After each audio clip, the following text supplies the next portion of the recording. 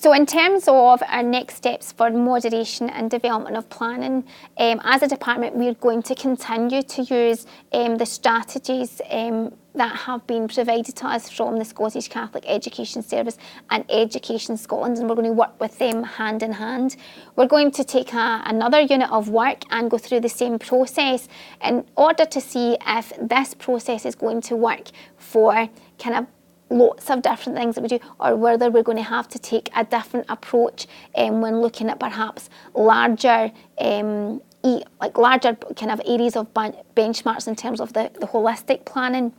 We're also going to be sharing with our colleagues in English and literacy this focus of moderation, particularly to make sure that our literacy benchmarks are being overtaken by the tasks, activity and resources that we do.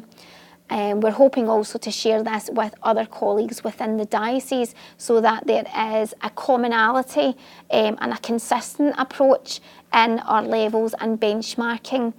Particularly we share this is our faith. We share the core curriculum, but we also need to make sure that the assessment is robust. And we will also then look at our next steps in sharing our